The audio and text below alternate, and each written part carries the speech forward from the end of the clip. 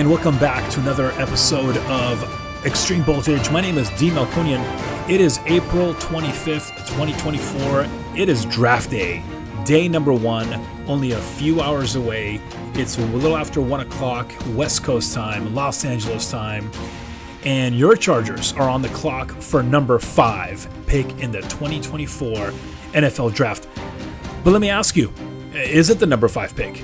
Or are we moving down like many draft pundits might be explaining to maybe the Minnesota's pick? So we're going to talk about that today a little bit. We're going to talk, obviously, draft is the huge portion. You got some free agent news, obviously, that we're digesting all the pickups for the Chargers here in the offseason with Joe Ortiz and Jim Harbaugh. So this is big. This is the first draft of this new organization. And with that is obviously the anticipation of getting the roster back to where it should be to challenge for a championship immediately in 2024. And that's crucial to talk about because, you know, this is a new regime, obviously, right? We've got the Keenan Allen trade that occurred, the Mike Williams free agency, or I should say the release, and you know, leaving the team with these two large pillars of the offense are gone, including Austin Eckler, who moved on with free agency to Washington Commanders, didn't re-sign any of the running backs, basically, besides Isaiah Spiller coming back on. This is crucial, right? This is a big change. And, you know, in the NFL, you really can't have an off year where you're rebuilding. It's a recharge, all right? And, you know, it might be a slang, or it might be things that people want to say to make their teams feel better for the season, but it's the truth. With Joe Ortiz and Jim Harbaugh, this is not a season where they're going to just pile up and get ready for 25 and 26. It might be the case.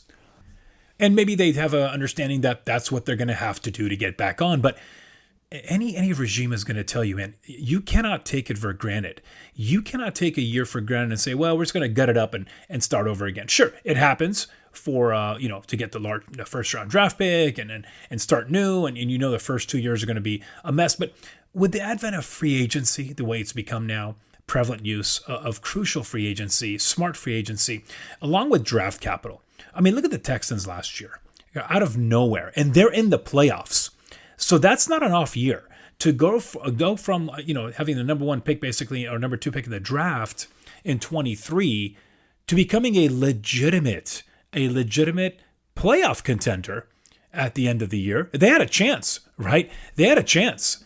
That's crucial, right? Injuries aside, they lost some receivers and so forth, kind of hurt them. But, you know, having a rookie quarterback that played amazing, that Texans team had a chance. So you can't go into a team, a legitimate organization cannot just say, hey, we're going to bag it up this year and move on to next year.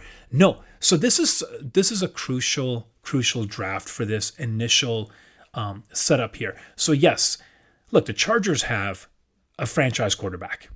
That is something that teams are struggling and striving to get. Look at what's going to happen to top 10 picks this tonight, I should say, in the first round. I mean, these teams are all going after quarterbacks because you can have everybody playing all pro everywhere, but if there's no quarterback on your team, forget about it. You're done. So the Chargers have that crucial piece, right? Check. Number 2, you have Rashawn Slater. He's your left tackle. And regardless of what you might have seen last year, maybe not the best of seasons for Rashawn, he could probably tell you that as well. But if you go to PFF, Pro Football Focus, which I love to talk about, not subscription to it, PFF graded Rashawn at 76.6 as the left tackle, 17th tackle, right out of 81 in the league last year. And that's an off year. And that's an off year for Slater. Now he's going into his contract year, right? This is his 4th year, I believe, getting in. So there's got to be a new contract coming in place. We just saw Penny Sewell, the right tackle for the Detroit Lions, grab a nice chunk of money, $112 million for 4 years, and now he's a right tackle. So that left is going to be, at least $30 million a year, correct? I would imagine. So he's looking at a big payday, and that's going to be crucial. So the left tackle is in, right? So you've got 2 strong pillars in. You got your franchise quarterback, you have your left tackle, right? You're good to go on those fronts. Great. Now let's go on the defensive side. The next pillars you want to attack are your defensive ends, the pressure to the quarterback to make those second and third downs, specifically third downs, into fourth downs. So that is a big step. And we have Bosa and we have Mack. Khalil Mack had a 91.8 grade on PFF last year, 6th out of 112 edge rushers. 6th place. Had a career year last year. Khalil playing in all those games out last year, 17 sacks. 17 sacks, right? In all 17 games he started. He didn't miss one with injury, knock on wood. 10 passes defended, 5 forced fumbles, okay? 74 combined tackles, 57 of them solo, 21 tackles for losses, and he had 22 quarterback hits. So you've got, look, he's an older cat, right? He's an older cat, but he is an amazing player. So check off on that as well. And plus you have Bosa. And yes, Bosa banged up last couple of years. And, obviously he'll tell you that as well, right? Hasn't had the best couple of years, and he's got a lot to prove coming in to stay on this roster the following year because he's got a couple of years left on this contract. So regardless of age, you've got 2 great edge rushers, right? So as of right now, that's check. And Tuli is right there with you as well. So you've got a young cat ready to go that will be playing a lot more in regards to getting in that rotation with Tuli Tuipulotu. Played in 17 games last year, 11 starts. Again, 4.5 sacks, 53 total tackles, and 12 tackles for loss. So you've got a big 3 there coming at you. And I would imagine they're going to add some more to that edge rush power back there as well. So you've got 3 items checked off: franchise quarterback, left tackle, and you've got some great edge rushers. So we're going to build upon that now, right? As long as you have those pillars set, now you build upon it. And I think the way Joe and Jim are going to hit this draft is, I love this Raven mentality, going back to what that all comprised of. That mentality was going to be obviously best player, right? Best player on the board. And that's the way the draft should fall to you. Because if you're going after need, which, obviously is crucial because you want to improve your team that's weak, but that's not the right way to go especially top of the rounds, because you are looking at an incredible player. With the exception of quarterback, everything is in play right now for the Chargers, right? Everything should be in play. Obviously, there's some glaring needs at receiver, right? Because we don't have a number 1. There is no number 1. And we'll discuss that in a minute. We'll dissect that in a minute. Obviously, there's offensive tackle issue on the right side. We have a center issue that needs to be taken care of as well, right? Those are some strong needs. There's linebacker need, right? We'll discuss Perriman and so forth coming in. So we've got those to talk about, and we definitely have a corner need on the defensive side, right? We've lost a lot of corners here, and that's going to be crucial, along with some supporting safety. So you've got a lot of areas, but for the first round or 2 or 3, you're looking at some. Let's get the cream of the crop guys. You cannot ignore that and move on to a neat pick. The best marriage would be great talent or special talent along with the need. Great marriage, right? That's what you want to get. However, if one is going to outweigh the other, balance of justice there, you're going to need to go with a better player, because you don't know what's going to happen next year or the year after, especially with these contracts. You only have guys for 4 years. After that, they're free agents. So you don't have the guy long term unless you're investing in long term. And now you see the pricing on receivers, $25 to $30 million a year. So look at Amon-Ra St. Brown. He just signed for $30 a year, $120 million for 4 years. That's your new going rate, right? 25 to 30 for a receiver. So you're looking at that, and I say receiver because we're right there this tonight. We've got our choice, possibly depending how the front 4 go. We're looking at 3 quarterbacks going off the board, 1, 2, and 3, right? Between Chicago, Washington, and New England.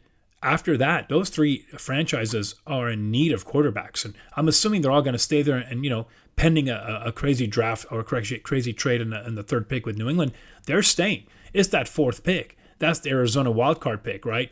Are they going to stay and take Marvin Harrison, which is, arguably the best receiver coming out here?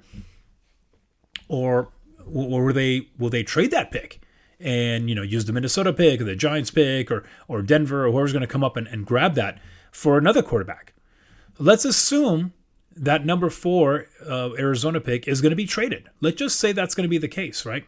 Now that your Chargers have a choice to make, they can take the best player in the draft, which is Marvin Harrison or Malik Neighbors or Rome Odunze as these top receivers, right? Because that's the cream of the crop rises up there. That's where your heaviest set of players are at receiver. They're the cream. And man, that need is glaring right now.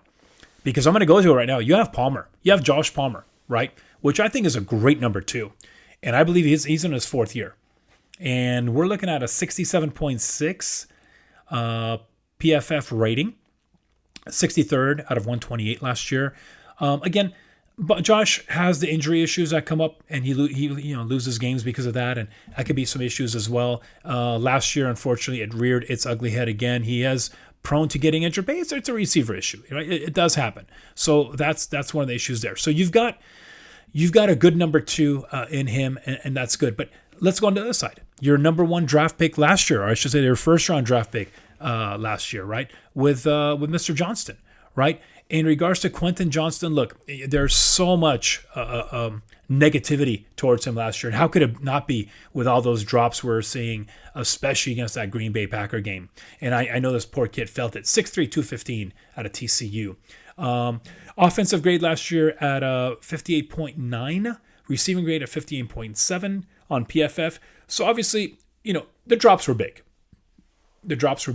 However, I believe Quentin can become a really good number 2. And he has a potential to be number 1. We just haven't seen enough of it yet. And if you're giving up on him after one pretty awful season in regards to what the Chargers offense produced, that's premature. And I'm pretty sure this organization, obviously they didn't draft him. We get that, but you don't just throw away good players. And yes, he is a good player. He's a quality player. And you're going to have to work with him to make him better. And I think if you get him to become a strong number 2 this year, that's success. And if he's able to be your number 1 year after that, that's fantastic. And that's what you want to showcase. So yeah, you have Quentin Johnston, but yeah, right now he's a number 2 to me. Even number 3. You haven't showed me enough, right, Quentin? You haven't done it enough. So we get that. So receiver is going to be a huge, huge need. And along with that marriage of perfect, Neighbors, Odunze, Harrison, you got them up there, you're looking at grabbing, right? With the exception of, okay, trade down, because we know what Jim Harbaugh wants to bring, right? He's being so audible about it, it's not even funny. He is blowing out your ears. He's saying there's going to be a tough running team, right? He's employed his offensive coordinator who's going to be coming in. It's a strong running attack, much like the Ravens of old. Does that dissuade us that we're not going to have a good offensive attack? I doubt that. I think our attack is going to be really established on that running game, protecting Herbert. That's another big factor, is protecting number 10 back there. And that's huge because he's been beaten up last couple of years pretty consistently, right? To the point that he was out last year for a number of games and finished out the season on IR. So protection for Herbert, key. Getting that running game to what we need to get to establish that line of control, offensive control on the line of scrimmage presence and really dictating the game, that's crucial. Because, look, it might be really sexy in September, October, and November to run around the field catching 50, 40, 50, 60-yard passes. Right, looks amazing. Look at the Miami Dolphins last year. I believe they led the whole offense of NFL, just spectacular offense. What happened to them in January? They were frozen, frostbitten in Kansas City. Right. They couldn't get anything going. The quarterback couldn't move. The receivers couldn't get open, with the exception of one nice touchdown. They were just hamstrung in that cold. And look, and they had good running backs. They have good running backs. What happened there? That line faltered. That team faltered. Right. And I'm not going to just blame one. I'm just saying overall, look at the old Chargers back in the playoffs. You go in the conditions. Right. Any team that's built upon a strong passing attack, you're going to do great during the regular season. But, man, if you have to travel and you're not the number one seed throughout, and you got to travel, you're going to have some cold games potentially. And you're going to have some wet games, cold games, and you're going to need a strong, not just a running attack, but an offensive line that's going to just dictate the game, right? And that's going to make your grade 2 running backs become top running backs, right? I'd rather have a dominant offensive line that travels, right, is going to be there in every game, opening up holes for my above average running backs. And I can have a cadre of them, 3, 4, ready to go in the stables, right? These horses come out, they're young stud cats, and they're gonna just punish. And that's what you need, and that's what we did not have. We had an amazing Austin Eckler for a number of years, who was fantastic. But inside those tackles, we never had that strong running game. Third downs. How many times do we see those third down plays? 3rd and 1. Couldn't convert. 4th and 1, couldn't convert. We had the big boys weren't there, so that's crucial. And I think that's going to be important for the Chargers, and they know that. They know what their offensive identity is going to be. So it's not like we're not going to pass the ball and we don't care about having receivers. Absolutely not. We're going to want receivers. We're going to want receivers that are dominant, can blow it up, can take the top off the defense, a la Tyreek Hill, right? Everybody wants that. You also want receivers that know how to run, how to block for the run. You want those guys playing. You don't want receivers that say, I'm not going to block. When my number's not called, I'm just going to be up here and just do whatever. We've seen those guys, right? We've seen those guys. I don't want them on this team, right? If you're selfish and you're that type of receiver, don't come here, because you're not going to be successful here. You're going to be frustrated here, right? This is not the offense for you, right? Go somewhere else, because what they're looking for are those guys are going to go in there, put their nose to the ground. They're going to block when they're called upon and block some more. And they're going to be going out and making passes or catching passes from number 10, because he's one of the best quarterbacks in the NFL. So that's what we're looking at. So Gus Edwards comes in on a free agent acquisition. I'm going to throw that in there. I'll sprinkle out some of the free agency we got here. Gus Edwards comes in, 73.7, 28th out of 59 for PFF rating last year. Had a fantastic year in Baltimore. So he's your number 1 right now. But I see this running attack as a complete committee back. So if you're a fantasy football player out there, I'm not going to grab him right away, because you don't want him on he's not going to carry 25 to 30 a game. That should not be his forte. He's going to get beat up that way. He's a big boy. He's going to work it, and he should through the tackles, but he's not the only one. So he's in play. J.K. Dobbins got signed last few days or just last week. And that's going to be an interesting one because of all the injuries, right, that he's suffered with the ACLs and so forth. That we don't know when he's going to get ready to go. They're saying that, and Joe Ortiz was saying that he should be ready to go for August or for July for training camp. So that's fantastic. But again, you're not gonna beat him up there right now. He's still coming through those injuries. So obviously, you're going to be drafting a back or two. I could see 1 or 2 being drafted. You still have Isaiah Spiller. That now that we're establishing a running game and are going to invest in the offensive line, let's see how he does. Seeing him last year in training camp, I thought he was just a nice big specimen.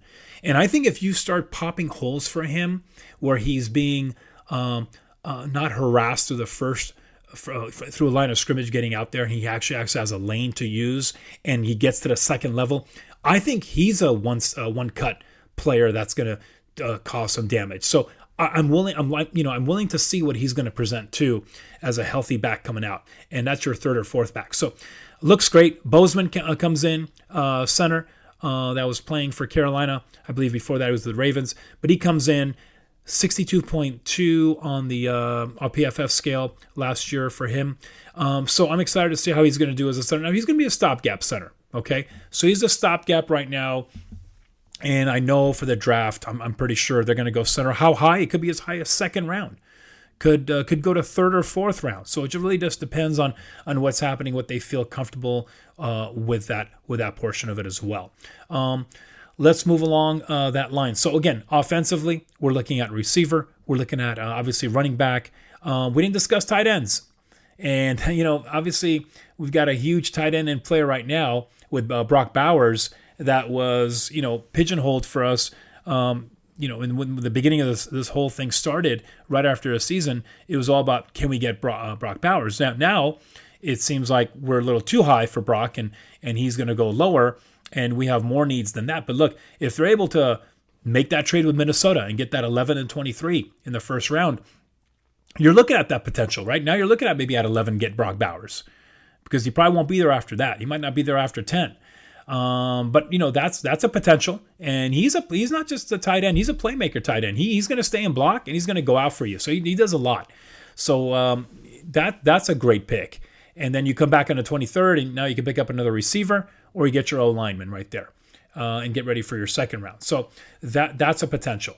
But in regards to our tight ends, Will Dissly came in out of Seattle, which is a great blocking tight end. They signed him for a 3-year program there as well. So he's in, which is nice. And I think you're going to see some great blocking coming out of him. And also Hayden Hurst comes in on a 1-year deal. So you got 2 tight ends already set up there, along with DJ Parham Jr. So I'm sorry, Donald Parham Jr. So now you've got that going on, right? Now you have 3 tight ends in play. Stone Smart will still be in the queue as well. I like Stone Smart. I think he still could be an effective rotational piece here as well. He's a big cat, and he'll learn how to block. I think I want to see what he's going to do with this new regime.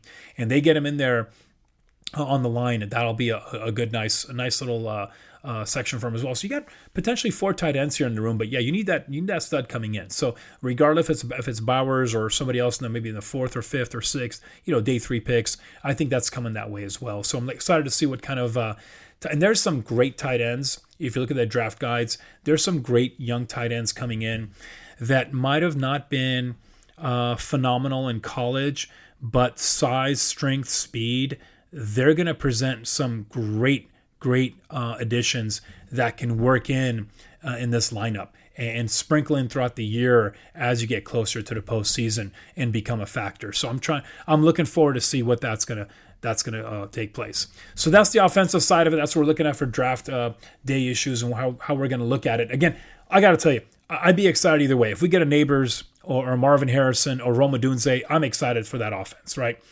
If we trade down and hopefully don't go past 11 or 12, and now we got a shot at another playmaker or a stud offensive tackle, much like a J.C. Latham from Alabama, that'll be fantastic. That'll be great. Or are they going to stay up there and take their number 1 tackle, or what a lot of people say number 1 tackle for overall, and that's going to be Joe Alt from Notre Dame, right? And will he make the transition to the right side? So you got a lot of options, man. This is such an exciting draft process. I just absolutely love the players in the top of the round here. And I think going deep, I think we're doing well as well on the second day and third day. I'm looking forward to it. But man, the top of the draft is really, really 25 players look fantastic coming through. You got about 6 offensive tackles in play. You got about a good 5, 6, 7 receivers in play for the first round. It really is a fantastic loaded session. And I love the fact that there's at least 4 quarterbacks in play for the first round, if not even 6. You've got a lot of options here. If those guys are getting called in and getting drafted, that just means better players are just falling to you. So if you do make that draft day trade for the first round or second round, you got some players falling your way. So that's going to be fun to see. Defensively, this is where it gets pretty intriguing for the Chargers because, yes, we've got holes, right? We've got holes we got to fix up, and that's going to be on the D-line with some interior D-line depth. That's going to be crucial to see what we can do about getting that fixed up. You've got linebacker, free agency-wise, Troy Dye was signed as well as linebacker coming in. That's going to be another good signing that occurred with as well on the linebacker side of it. So these are good. Defensive tackle-wise, Poona Ford also was taken. I believe he played at Buffalo prior to this, so he comes in as well on the defensive side. But again, there's going to be that defensive need for linebacker and D-line. So I'm definitely going to be seeing a little bit of that getting picked up as we go throughout the process. Another free agent that was picked up from Tennessee Titans, Christian Fulton. I like him, young defensive back. I think he'll take that corner spot right across from Asante Samuel, where Mike Davis is now gone. I think he'll do a decent job there. I don't know him too much just because he has a lot of injury history. For the 4 years, he's battled some injury history throughout. But if he can maintain that and kind of limit the injury issues, I think he'll be a solid force back there. He signed a 1-year contract. In his 4 years, he's started 37 games with the Titans. He notched 150 total tackles, 6 tackles for loss, 25 passes defended, and 4 interceptions. So it's a good depth piece that can become a very good starter. But I also foresee the Chargers going corner early, meaning a day 2 pick. Also, safety is going to be a part of the plan as well for depth. Derwin James, Alohi Gilman just got signed for, I believe, a 3-year contract as well in the offseason. They need their 3rd or 4th for depth, and JT Woods just did not cut it. I believe it's his 3rd year this year, has not seen the field. Just a liability. Great speed, just can't cover out of position many times. Not big enough. Have not seen him excel in any way to be on the field during the season. So we'll see if that's changed in the offseason, if they have confidence in him, if he's changed his game. Otherwise, he's not going to make it through, and the Chargers need to look at that safety depth position. It's going to be a fantastic draft. I'm looking forward to it. I want to catch up with you guys Saturday afternoon or evening. We'll do another podcast, and we'll break down the first 2 days or 2.5 days of the draft and see how everything went for us. We appreciate you guys joining us. Please always catch us on Extreme Voltage Podcast on Instagram. Otherwise, we'll check back in a few days and hope you have a great draft night. Go Chargers, bolt up.